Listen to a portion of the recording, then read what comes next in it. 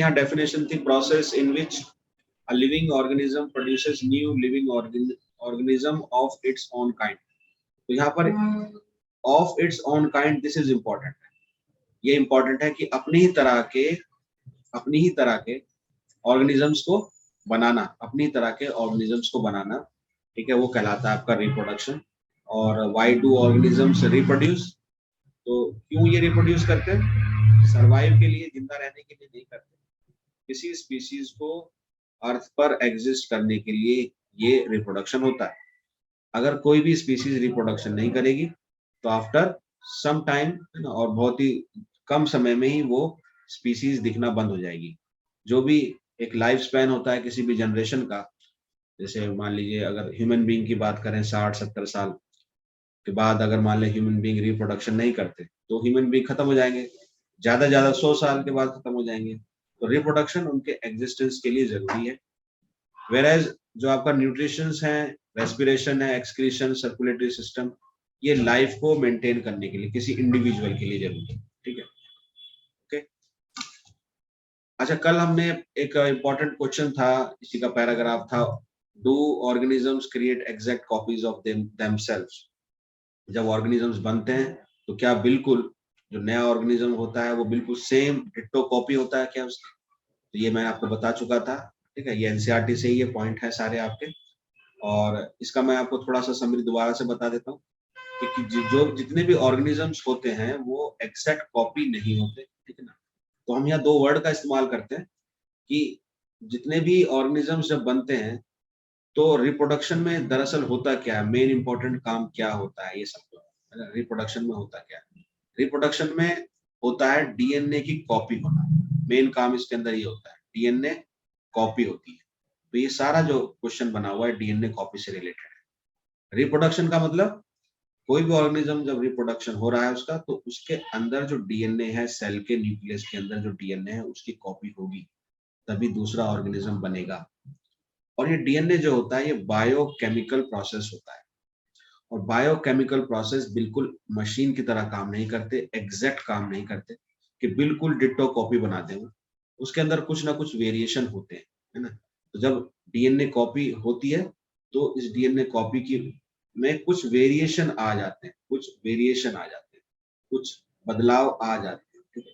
इसकी वजह से जो बॉडी होती है वो सिमिलर तो होती है, देखने में सिमिलर तो लगेंगी, ठीक है ना,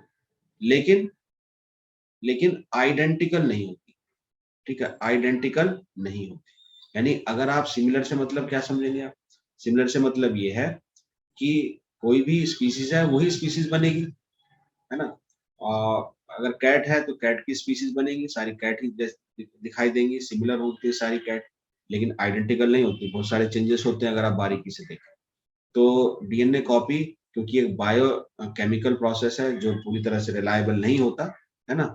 तो यहाँ पर देखिए लिखा भी है इसका reason, no biochemical reaction is absolutely reliable, जिसकी वजह से तो यहाँ हाईलाइट जो पॉइंट है, the surviving cell are similar to but subtly different from each other. तो जो सेल्स का वेरिएशन होता रहता है वो सर्वाइव करने के लिए होता है, और डीएनए कॉपी एग्जैक्ट नहीं होती, ठीक है। तो इसकी वजह से जो भी ऑर्गेनिजम्स बनते हैं वो सिमिलर होते हैं लेकिन आइडेंटिकल नहीं होते।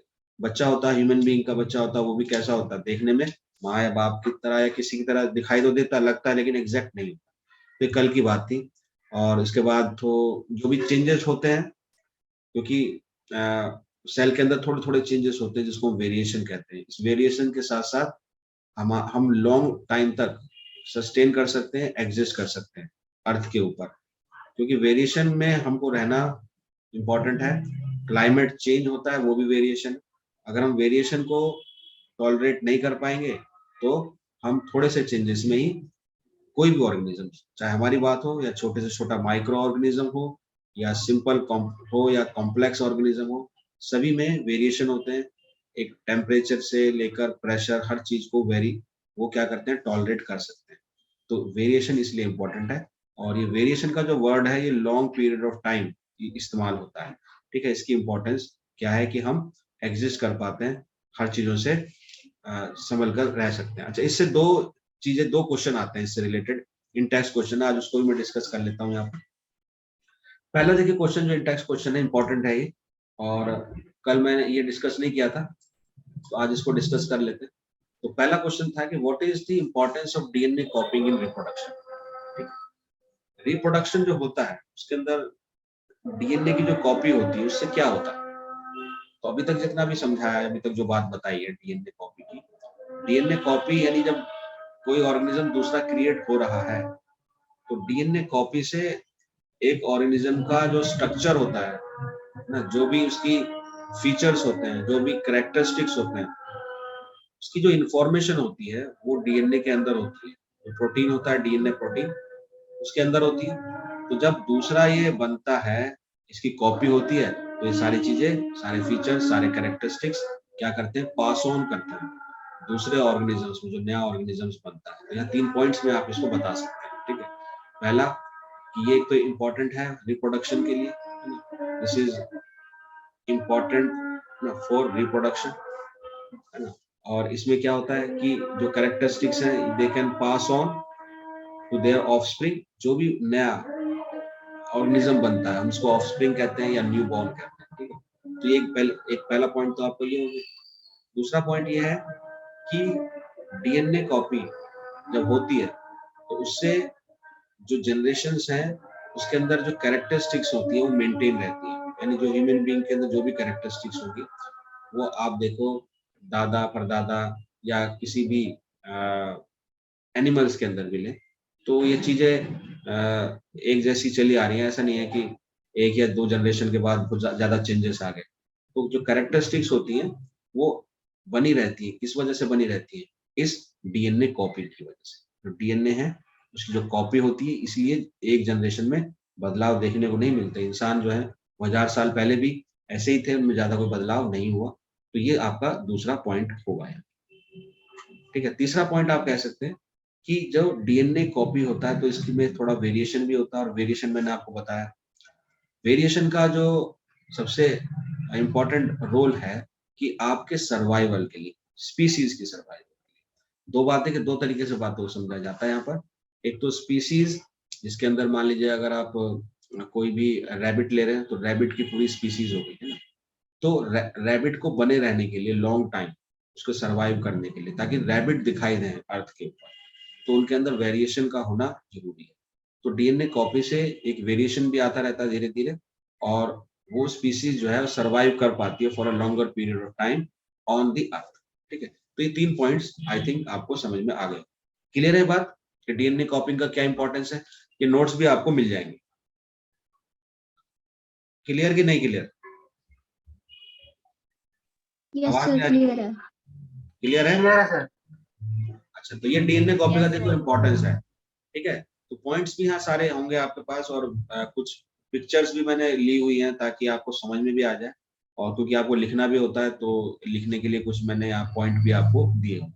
दूसरा क्वेश्चन है आपका, इंटेक्स्ट क्वेश्चन है कि why is variation beneficial to the species but not necessary for the individual. तो मैंने अभी आपको क्या कहा कि 2 लेवल पर बात होती है। आप स्पीसीज के लेवल पर देख रहे हैं या एक इंडिविजुअल के लेवल पर देख रहे हैं, ठीक है। तो वेरिएशन का इंपॉर्टेंस किसके लिए है? स्पीसीज के लिए है या इंडिविजुअल के लिए? आप बताइए। अभी जितना भी बात हमने अभी की वेरिएशन की, तो वेरिएशन किसके लिए इंपॉर्टेंट है? एक स्पीसीज के लिए। अच्छा, मान लीजिए हमारे अंदर किसी पर्टिकुलर ह्यूमन बीइंग के अंदर जो वेरिएशन आते हैं, है ना, तो क्या वो वेरिएशन नहीं आएंगे किसी में तो हम सरवाइव नहीं कर सकते क्या? Tell me. देखिए वेरिएशन जो है वो दिखाई नहीं देते, पहली बात तो 2 या 4 या 10 साल या 100 साल में भी दिखाई नहीं देते। वो बताया कि वो बहुत ज्यादा टाइम के लिए होते हैं वेरिएशन, ठीक है। तो किसी इंडिविजुअल पे इसका कोई फर्क नहीं पड़ता। जो वेरिएशन है for a longer period of time होता है, ये ध्यान रखें आप, ठीक है। और जब लॉन्गर पीरियड की बात करते हैं तो बड़ी बात करते हैं, बड़ी मतलब स्पीसीज की बात करेंगे, फिर इंडिविजुअल की बात नहीं होगी। तो स्पीसीज मतलब एक लंबे टाइम के लिए होता है, और लंबा टाइम किसके लिए इस्तेमाल किया जाता है? वेरिएशन के लिए इस्तेमाल किया जाता है, ठीक है। तो क्या बेनिफिट्स हैं इसके, है ना, स्पीसीज के लिए, और क्या ये इंडिविजुअल के लिए जरूरी नहीं है? तो 2 पॉइंट्स में बात क्लियर होगी यहाँ पर। पहला पॉइंट ये कहता है कि accumulation of variations after several generations. देखिए धीरे धीरे वेरिएशन आते रहते हैं, चेंजेस आते रहते हैं, बॉडी डिजाइन में चेंजेस आते हैं, और बहुत सालों के बाद ये आते हैं। तो ट्रेड कुछ कुछ ऐसी आदतें भी होती हैं जो एक्वायर्ड हो जाती हैं। किसी स्पीशीज में वो पहले नहीं थी, ठीक है, लेकिन 100, 2, 300, 400 साल के बाद उनके अंदर वो एक्यूमुलेट होकर वो ट्रेड्स आ जाते हैं जो उनको सर्वाइव करने के लिए इम्पोर्टेंट होते हैं, ठीक है। और दूसरी बात, अगर हम बात करें कि इंडिविजुअल के लिए क्या है इसका रोल, तो as they show results after many generations, क्योंकि इनका तो रिजल्ट आता है 100, 300, 4 साल के बाद। तो जो एक जनरेशन है जो मान लीजिए 10, 12 या 50 साल ही जिंदा रहती है, तो इतने वेरिएशन से उनको कोई फर्क पड़ता नहीं, ठीक है। तो दिस इज नॉट इम्पोर्टेंट, है ना, they are not important for individuals, तो वेरिएशन इसके लिए इम्पोर्टेंट नहीं है।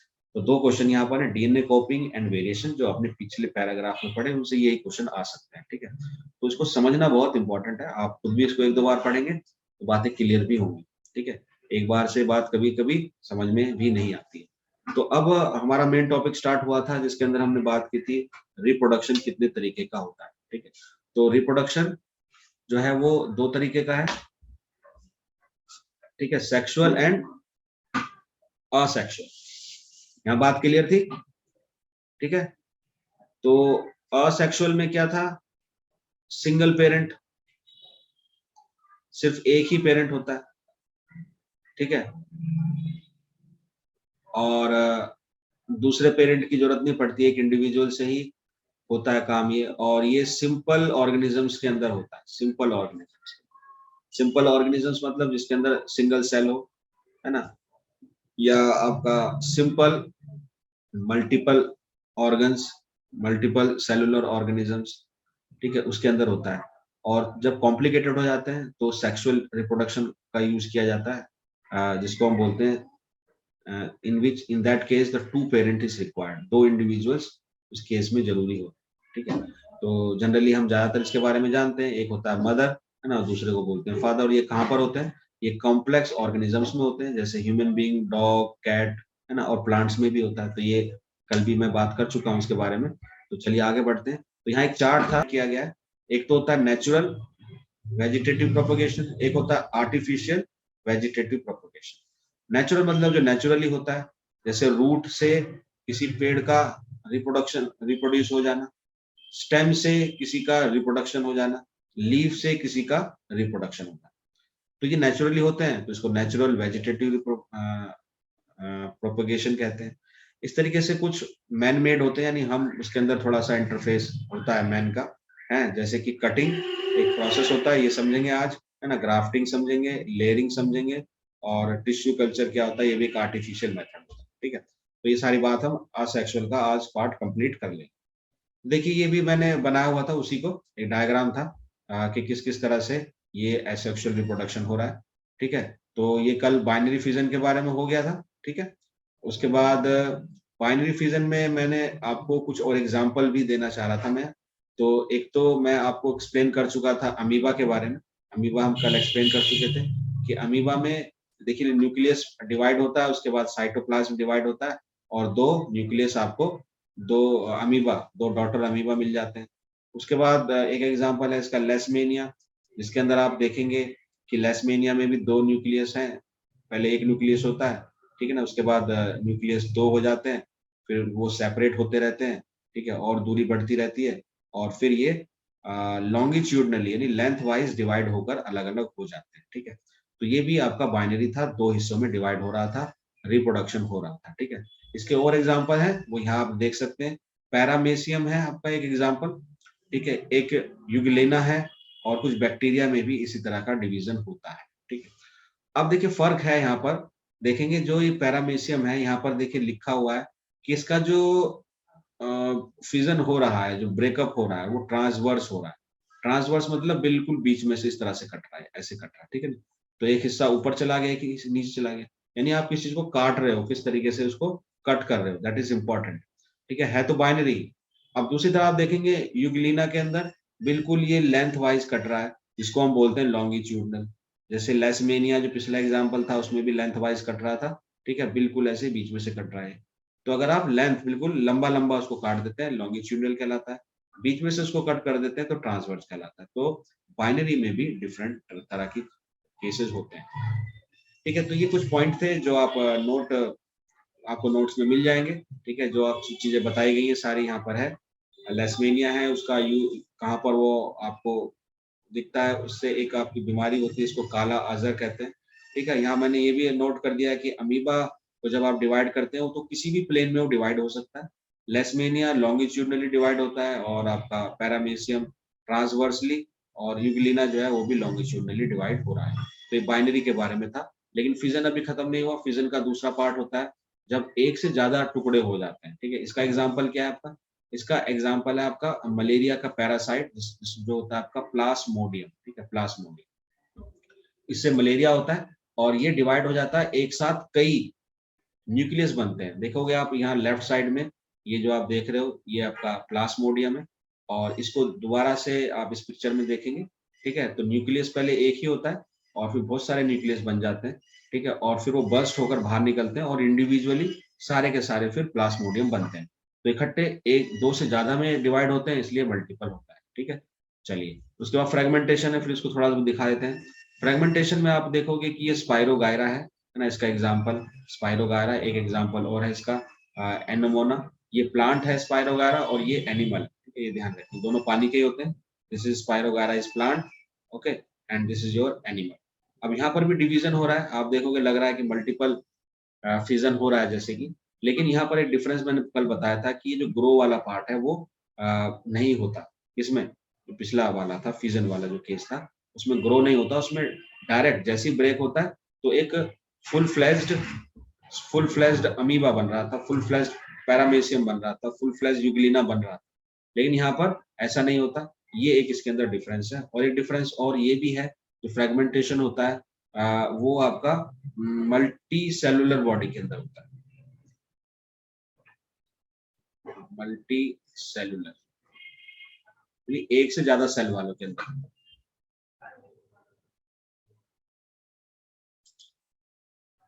ओके, और जो आपका बाइनरी फिजन था या मल्टीपल फिजन था,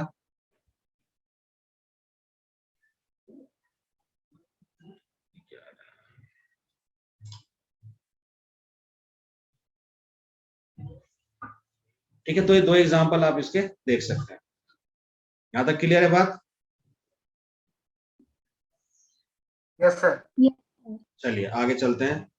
अच्छा, अब फ्रेगमेंटेशन का मैंने वो बता रहा था, डिफरेंस था, है ना, फ्रेगमेंटेशन में फिजन में, वो मैं पिछली स्लाइड में आपको क्लियर कर ही चुका हूँ। फ्रेगमेंटेशन से रिलेटेड जो नोट्स हैं वो आपको यहाँ मिल जाएंगे, जो चीजें बताई गई हैं वो सब यहाँ मिलेंगी। और इसमें जो एक डिटेल डिस्कशन था कि सेल बाय सेल डिवीजन नहीं होता, यानी किसी बॉडी के अंदर अगर 10 तरह के सेल हैं तो ऐसा जरूरी नहीं है कि 10 का 10 सारे क्या होंगे, उनकी कॉपी होगी तभी दूसरी बॉडी तैयार होगी। नहीं, वो स्पेशलाइज सेल होते हैं, और वो ब्रेक होने के बाद यानी उसका जब डिवीजन हो जाता है तो वो अपने आप क्या करते हैं, ग्रो करते हैं। देखिए यहाँ वर्ड यूज किया गया है ना, क्या होते हैं वो ग्रो करते हैं, है ना, प्रोलिफरेट करते हैं, और जो दूसरी तरह के सेल्स हैं उनको बना लेते हैं, है ना, अंदर अंडर राइट सर्कमस्टेंसेस। तो ये अपने आप कई ऑर्गेनिज्म से इस तरह की खूबी होती है। रीजनरेशन भी शायद, हाँ रीजनरेशन है, ये मैंने आज तैयार किया आपके लिए। अब देखिए इसमें रीजनरेशन में बड़ा इंटरेस्टिंग है कि रीजनरेशन में दो एग्जांपल आप देख रहे हो, प्लेनेरिया एंड हाइड्रा। प्लेनेरिया को देखिए आप, प्लेनेरिया को देखो, तो अगर अगर प्लेनेरिया समहाउ क्या हो जाए, डिवाइड हो जाए, कोई एक्सीडेंटली डैमेज हो जाए, इसके कई पार्ट्स हो जाए, तो इसके अंदर ये खूबी होती है कि सभी पार्ट्स अपने आप को ग्रो कर कर वापिस से प्लेनेरिया बना लेते। ठीक है, देखिए जो ऊपर वाला पार्ट है, हेड पार्ट, ठीक है, वो पूरा डेवलप होकर पूरा प्लेनेरिया बन गया। जो बीच वाला पार्ट है वो भी आप देखोगे पूरा प्लेनेरिया बन गया, और जो टेल वाला पार्ट है वो भी अपने आप ग्रो होकर प्लेनेरिया बन जाता है। ठीक है, इस तरीके से हाइड्रा में भी ये खूबी होती है कि उसको भी आप कितने भी टुकड़े कर दें, सारे टुकड़े अपने आप फुल फ्लैश हाइड्रा में कन्वर्ट हो जाते हैं। तो दिस इज ना the way of they regenerate, अपने आप को ये रीजनरेट करते हैं, तो इसको रीजनरेशन कहा जाता है। लेकिन किसी को भी रीजनरेट करने के लिए उसके अंदर कुछ खास तरह के सेल्स होना जरूरी है, ताकि वो ग्रो होकर सभी तरह के सेल्स को बना ले। ठीक है, अब यहाँ पर क्या ये रिप्रोडक्शन है? क्योंकि रिप्रोडक्शन होने के लिए जरूरी तो नहीं है कि आपको डैमेज होना पड़े। अगर आप डैमेज ना हो पाए तो क्या आपका रीजनरेशन नहीं होगा? रीजनरेशन का एक अलग ही तरीका, रिप्रोडक्शन का एक अलग ही तरीका होता है। इनका ये रिप्रोडक्शन का तरीका नहीं है, ये तो इनके अंदर एक ऐसी प्रॉपर्टी है कि अगर ये ब्रेक हो जाए तो ये अपने आप को रीजनरेट कर लेते हैं, ठीक है। It is other than your reproduction. तो रिप्रोडक्शन का अलग तरीका होता है इनका। जिस तरीके से नॉर्मली स्पायरोगायरा जैसे रिप्रोडक्शन करके स्पायरोगायरा बना रहा है या अमीबा बना रहा है, that is the way of reproduction. But this is somehow different property, है ना, जिसको हम रीजनरेशन कहते हैं। तो प्लेनेरिया और हाइड्रा में आपको मिलती है। अब आप ये पूछेंगे भाई, अच्छा अगर हाइड्रा जो है वो ना टूटे तो किस तरह से नया हाइड्रा बनाएगा, है ना। That is the main important reproduction way of hydra. तो वो भी हम बात करेंगे, और वो आपका आता है बडिंग के अंदर, ठीक है। तो एक्सक्यूज मी सर। हाइड्रा और प्लेनेरिया से रिलेटेड जो चीजें हैं, रीजनरेशन क्या होता है, सर ठीक है। तो वो यहाँ पर आप इस में आपको पॉइंट्स जो भी हैं, इंपॉर्टेंट पॉइंट्स, वो यहाँ पर आप इसको देख लेना, ये मैं आपको शेयर करता हूँ, ठीक है। तो अब बात करते हैं, देखिए हाइड्रा की बात हम दोबारा एक्सक्यूज मी करें। सर। यस, सर फ्रेगमेंटेशन एक बार बता दो। फ्रेगमेंटेशन दोबारा बताऊं? Yes sir. बताइए क्या प्रॉब्लम है फ्रेगमेंटेशन में, इसको पढ़ लें एक बार। अगर जी सर, एक बार एक्सप्लेन कर दो कि इसमें होता क्या है। फ्रेगमेंटेशन के अंदर कोई भी जो आपका मल्टी सेलुलर ऑर्गेनिज्म है, ठीक है। देखिए फ्रेगमेंटेशन से पहले जो आपका फिजन है, उसके अंदर सिर्फ एक ही सेल वाले ऑर्गेनिजम्स में वो एप्लीकेबल होता है। फ्रेगमेंटेशन में एक से ज्यादा सेल वाले यानी मल्टी सेलुलर ऑर्गेनिजम्स के लिए ये एप्लीकेबल होता है। तो पहली बात तो ये है कि मल्टी सेलुलर होना चाहिए, ठीक है। उसके बाद इसका एग्जाम्पल जो हमने समझाया वो स्पायरोगायरा को देकर समझाया। स्पायरोगायरा के अगर टुकड़े हो जाते हैं तो हर टुकड़ा अपने आप को क्या करता है, ब्रेक होने के बाद ग्रो करता है, और ग्रो होने के बाद वो प्रॉपर फुल फ्लैश स्पायरोगायरा बना लेता है। तो इस तरह से कोई भी बॉडी फ्रेगमेंट हो जाती है ना, इन नंबर ऑफ पीसेस, तो they can grow for in a full flashed that organism. जिस जो भी ऑर्गेनिज्म हम ले रहे हैं, चाहे स्पायरोगायरा ले रहे हैं, इसके और भी एग्जांपल्स हैं, वो भी आप लेंगे, तो फुल फ्लैश बना लेते हैं। तो फ्रेगमेंट हो जाते हैं कई हिस्सों में, और फिर ग्रो कर कर वापस फुल फ्लैश बॉडी बन जाती है, ठीक है। और इसके अंदर एक चीज ये थी कि सेल बाय सेल डिवीजन नहीं होता, इसके अंदर स्पेशलाइज्ड सेल्स होते हैं जो ब्रेक होने के बाद काम करते हैं, और जो बॉडी के अंदर सेल्स नहीं है उन सेल्स को भी पूरा कर कर पूरी फुल फ्लैश बॉडी बन जाती है। दैट्स इट, वो सिंपल, ठीक है। अभी बहुत सिमिलरिटीज आपको लग रही होंगी इसलिए कंफ्यूजन हो रहा होगा, लेकिन एक बार समझ लो और बार दोबारा पढ़ोगे तो कोई दिक्कत आने वाली नहीं है। कोई भी प्रॉब्लम आए तो आप तब भी पूछ सकते। क्लियर? Yes sir. तो फिर हम स्पायरोगायरा को रीजनरेशन में क्यों नहीं कंसीडर करते? स्पायरोगायरा,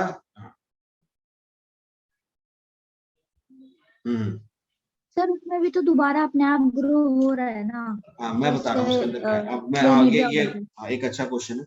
अब देखिए ये भी बता देता हूँ आपको।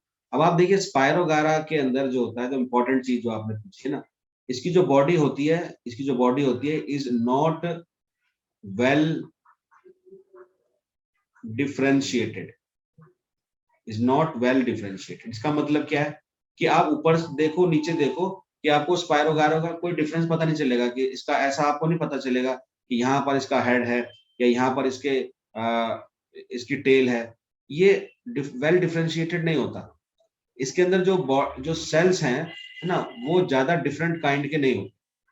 जैसे हम आप मान लीजिए किसी भी बॉडी के अंदर, जैसे हम प्लेनेरिया की बात कर रहे हैं जो रीजनरेशन के केस में होता है, उसके अंदर जो हेड के सेल्स होंगे that is different from your tail के सेल्स, है ना, या जो स्टमक है, जो बीच वाला पोर्शन है, वहां सबके सेल्स जो होते हैं अलग अलग होते हैं हमारी बॉडी के अंदर।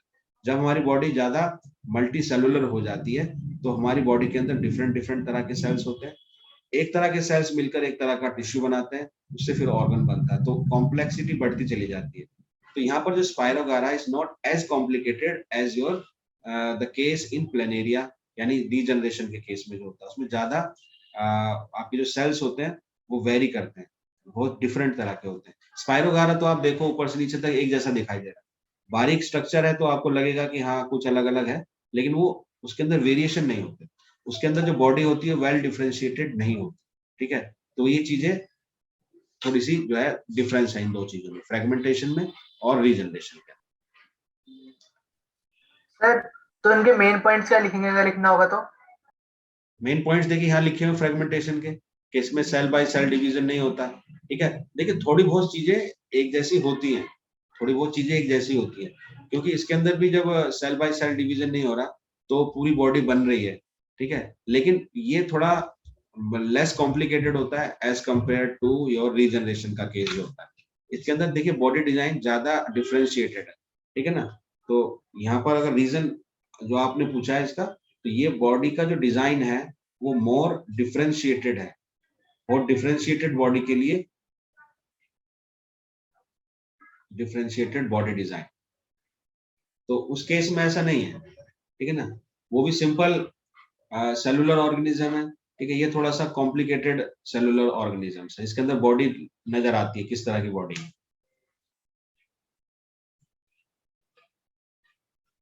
Okay okay, yes sir. अच्छा ये जो है यहाँ पर क्लास शायद अपने आप ही ऑफ हो जाएगी, 40 मिनट्स की है, दोबारा करनी पड़ेगी शायद चालू, ठीक है। अगर ऑफ हो जाए तो मैं दोबारा चालू करूंगा इसको। तो चलिए रीजनरेशन का केस हो गया। अच्छा बडिंग का केस, अब हाइड्रा जो है इसका जो प्रॉपर प्रोसेस होता है रीजनरेशन का वो है बडिंग। बडिंग में आप देखोगे कि इसमें किसी एक जगह से अपने आप नेचुरली एक बर्ड निकलेगा, और वो बर्ड जो है डेवलप होगा, और डेवलप होकर पूरा का पूरा हाइड्रा बनेगा, ठीक है। तो अपने आप में अकेले ही इसने क्या किया, एक दूसरा हाइड्रा प्रिपेयर कर लिया अपनी बॉडी से, ठीक है। तो ये बर्ड के थ्रू होता है तो इसका नाम भी बर्डिंग हो गया, ठीक है। तो सिंपल इसका हम ऐसे समझ सकते हैं, और ये आप 9th क्लास में भी इसके बारे में पढ़ा होगा। तो दिस इज द ऑर्गेनिज्म है ना, such as hydra use regenerative cells. देखिए इसके अंदर भी, यस। चलिए तो ये बर्डिंग का बता रहा था मैं। तो बर्डिंग में इस तरह से होता है, देखिए सिंपल है तो समझ में आ गया होगा, बर्ड से निकलता है और एक वो पूरी तरह से डेवलप हो जाता है। इसमें आप हाइड्रा का एग्जाम्पल दे सकते हैं।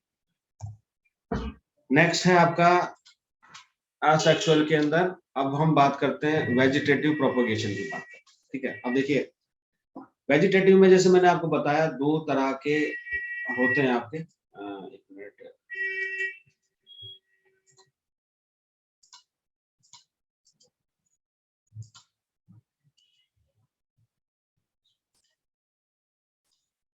ओके। तो यहाँ पर ये है आपका नेचुरल वेजिटेटिव प्रोपोगेशन।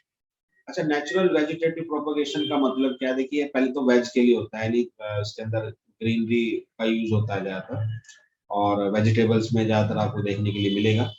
तो किसी बॉडी के अंदर, किसी प्लांट्स के अंदर अगर एक नया प्लांट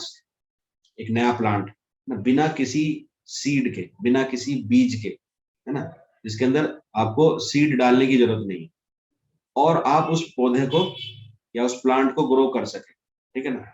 तो इसके कई तरीके होते हैं नेचुरली।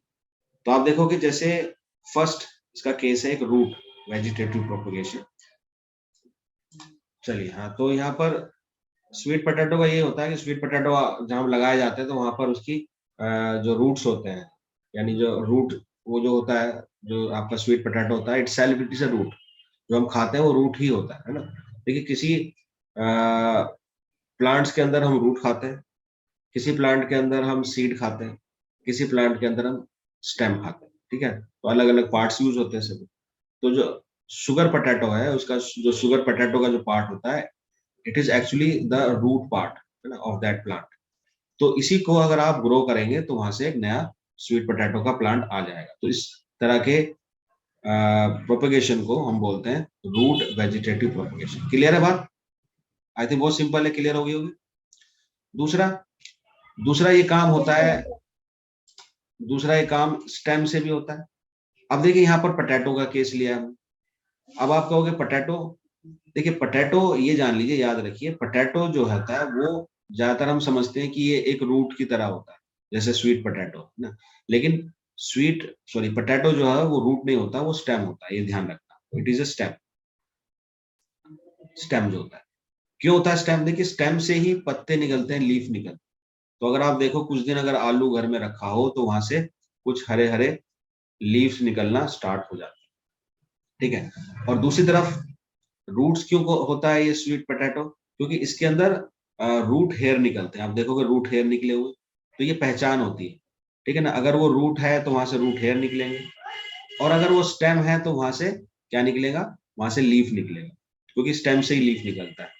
तो पोटैटो इज अ स्टेम, ठीक है ना। और अगर आप आलू को कहीं भी डाल दें, यानी कि आप स्टेम को डाल देंगे, तो वहीं से आपके लीफ निकलना स्टार्ट हो जाएंगे, और पूरा जो पोटैटो का प्लांट है वो ग्रो कर जाएगा, ठीक है। तो ये होता है आपका स्टेम, नेचुरल, है ना। वेजिटेटिव प्रोपगेशन बहुत सिंपल नेचुरली होता है।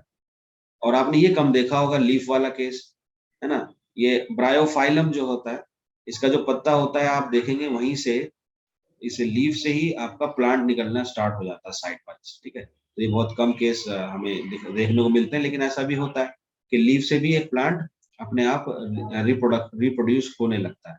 तो रिप्रोडक्शन का ये भी एक तरीका है। और जो भी अभी तक हम पढ़ते आए हैं उन सभी के अंदर सिंगल बॉडी यानी सिंगल पेरेंट ही चल रहे हैं, वो अपने आप एक ही इंडिविजुअल ही दूसरा इंडिविजुअल को क्या कर रहा है, रिप्रोड्यूस कर रहा है। तो वेजिटेटिव प्रोपोगेशन का एक पार्ट था नेचुरल, है ना, वेजिटेटिव प्रोपोगेशन, जिसके अंदर रूट, स्टेम और लीफ आते हैं, ठीक है। क्लियर बात,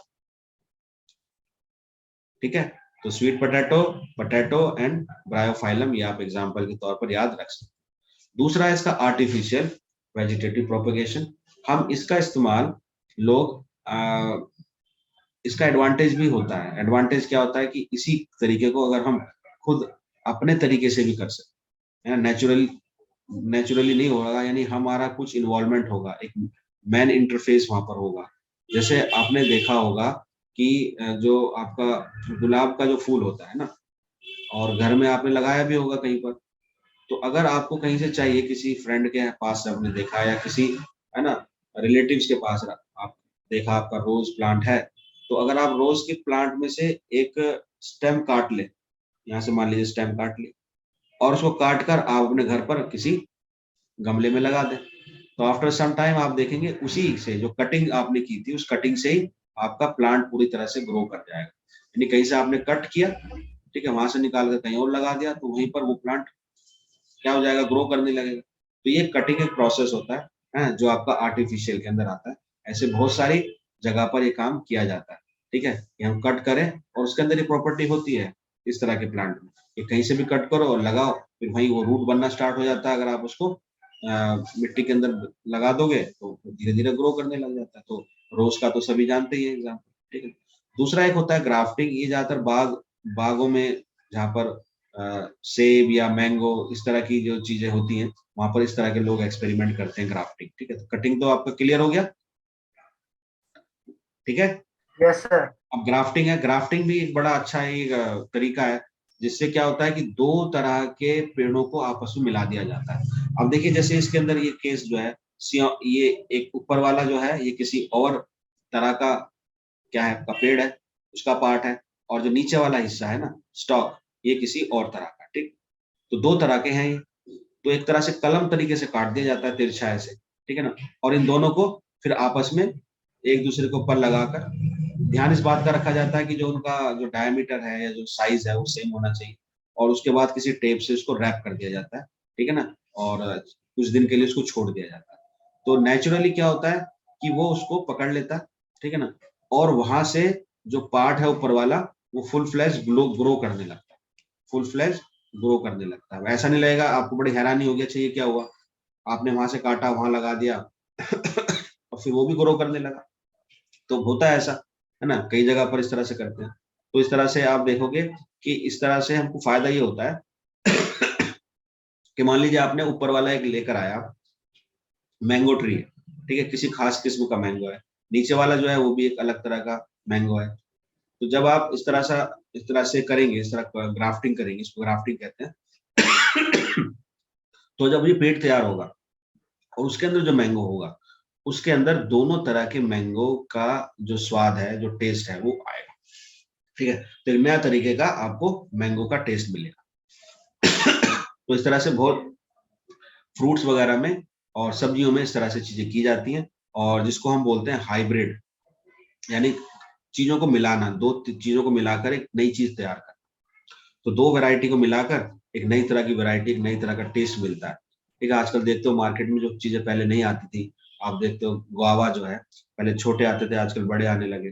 तो कहीं ना कहीं वो किसी और चीज के साथ मिला मिलाकर नई नई चीजों की किस्मों को पैदा किया जा रहा है, ये ग्राफ्टिंग के थ्रू ही होता है। ठीक है, क्लियर है? तो ये सारा आपका आर्टिफिशियल वेजिटेटिव प्रोपगेशन में होता है। एक और है इसके अंदर लेयरिंग। लेयरिंग में कमाल का तरीका है, इसके अंदर किसी एक पहले से ग्रो है, जैसे मान लीजिए प्लांट पहले से ग्रो किया हुआ है और इसकी एक स्टेम को, है ना, जो थोड़ी फ्लेक्सिबल है, उसको जानबूझकर आप क्या करते हैं, यहाँ पर मिट्टी के अंदर दबा देते हैं, मिट्टी के अंदर दबा देते हैं, और कुछ दिन के बाद यहाँ क्या होता है, इसके अंदर रूट्स निकलने स्टार्ट हो जाते हैं। ठीक, उसके बाद ये इंडिपेंडेंट एक प्लांट बन जाता है। यहाँ से अगर आप इसको कट भी कर देंगे, अगर यहाँ से कट भी कर देंगे तो ये ऊपर की तरफ ग्रो करने लगेगा। ठीक है, यानी आप उसको लेयर कर देते हैं, लेयर की तरफ दबा देते हैं, और फिर दूसरे वाला वो अपनी तरफ ग्रो करना स्टार्ट कर जाता है। ठीक है, तो this is process is called layering. तो ये आपका वेजिटेटिव प्रोपोगेशन था, आर्टिफिशियल, और पिछला जो आपने 3 तरह का पढ़ा उसके अंदर नेचुरल वेजिटेटिव प्रोपोगेशन था। क्लियर हो गई यहाँ तक बात? तो काफी सारे पॉइंट्स हैं इसके अंदर असेक्सुअल के अंदर, सिर्फ एक लास्ट रह गया हमारे मेरे ख्याल से, और यहाँ पर points to be noted about this.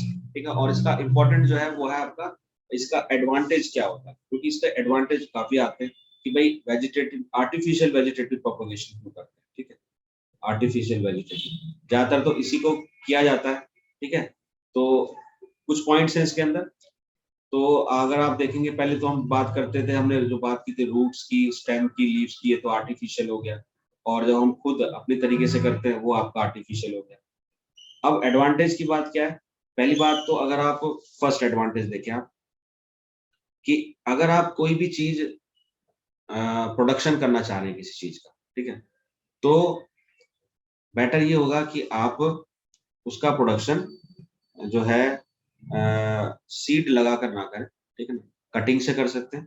Cutting से जब करेंगे तो आपको एक पहले से ही इन एडवांस एक प्लांट आपको तैयार मिलेगा, जो उससे पहले जो सीड करने का टाइमिंग है और वहां तक बढ़ने का टाइमिंग वो आपका बच जाएगा। यानी आपको जो भी रिजल्ट होगा, जो भी आपको फ्रूट्स होंगे, है ना, जो भी आप उसके अंदर से प्रोडक्शन चाहते हैं वो आपको जल्दी मिल जाएगा। ठीक है, तो यानी plants raised by vegetative propagation can bear flowers and fruits earlier, यानी पहले ही मिल जाएगा आपको, then those produced from seeds. Seeds का इस्तेमाल ना कर कर इसका आप आसानी से यूज कर सकते हैं। दूसरा, कई ऐसे भी प्लांट्स होते हैं जहां पर सीड्स नहीं मिलता, जैसे बनाना का अंदर देखोगे सीड नहीं होते, है ना, वो सीड बेयरिंग नहीं होते। तो ऐसी जगह पर भी हम इनका कटिंग का, ग्राफ्टिंग का या लेयरिंग का यूज कर कर उसको हम उगा सकते हैं। So such methods also make possible the propagation of plants such as banana, orange, rose and jasmine that have lost the capacity to produce seeds. जिसके अंदर ताकत ही नहीं है कि वो अब सीड्स और बना पाए, हो जाता है। ठीक है, तो वहां पर भी इस तरह की चीजों को हम आर्टिफिशियली बढ़ा सकते हैं। Another advantage of vegetative propagation is that all plants produced are genetically similar enough to the parent plant to have all its characteristics.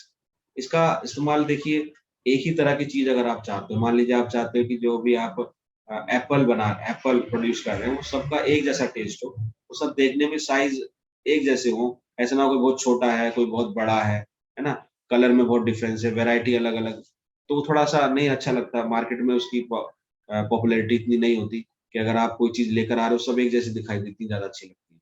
तो उस केस में क्या होता है कि आपका पेरेंट प्लांट है, आप उसमें से कटिंग कर करके उसमें लगाते हैं, तो जो फ्रूट्स होते हैं, क्योंकि प्लांट जो ग्रो होंगे वो सारे एक जैसे होंगे, क्योंकि एक जगह से आपने कट कर कर लगाया। ठीक है, तो एक जैसे होंगे, फ्रूट्स भी एक जैसा आएगा।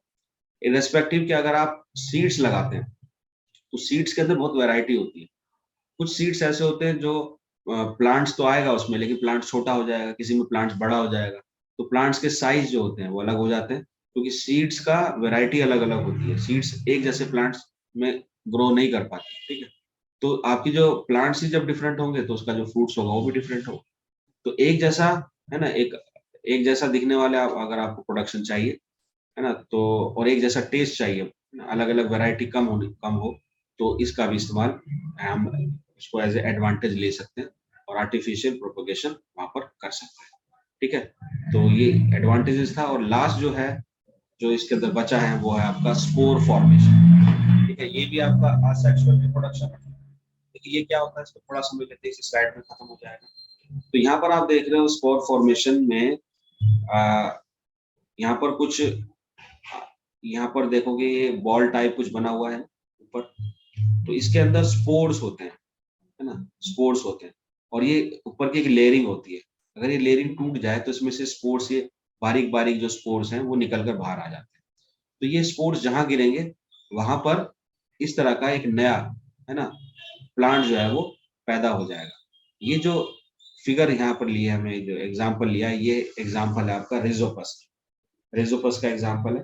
ठीक है, और ये आपको देखने के लिए मिलता है, ये अपने आप बढ़ता चला जाता है जब ये फूट जाता है, बस्ट हो जाता है स्पोर्स। ठीक है, और ये स्पोर्स किसके अंदर होते हैं, ये स्प्रोंगिया के अंदर होते हैं, और इसकी जो डंडियां होती है इसको बोलते हैं हाइफी।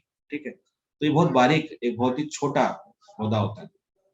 तो जब ये बस्ट हो जाता है तो फिर वहां से ये और बढ़ने लगता है। तो आपने देखा होगा इसको ब्रेड मोल्ड भी कहा जाता है, क्योंकि ब्रेड अगर काफी दिन की हो जाए तो उसके अंदर ये बढ़ने लगता है, और इस तरह से ग्रीन ग्रीन कलर का फफूंदी टाइप जो आप देखते हो ना, वो इसके अंदर नजर आता है। तो इसको हम बोलते हैं, this is called spore formation. ठीक है, तो यहाँ पर जो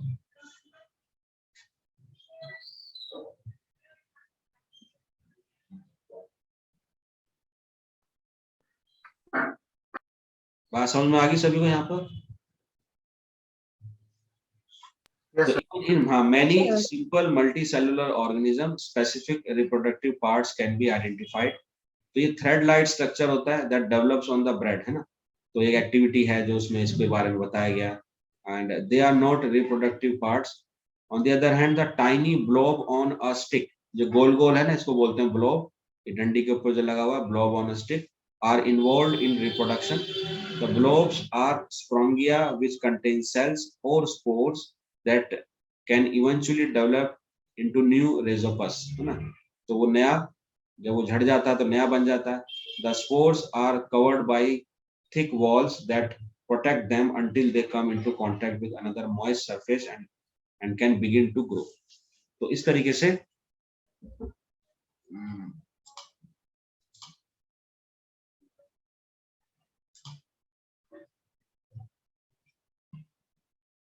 ओके,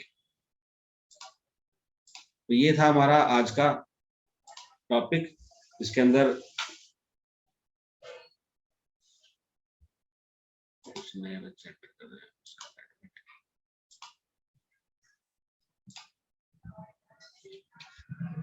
ओके, तो हमारा जो पार्ट था अभी तक असेक्सुअल रिप्रोडक्शन का, वो कंप्लीट हो चुका है। अब इसका पार्ट जो रह गया वो सेक्सुअल रिप्रोडक्शन वाला पार्ट रह गया, तो जिसको हम नेक्स्ट क्लास में करेंगे।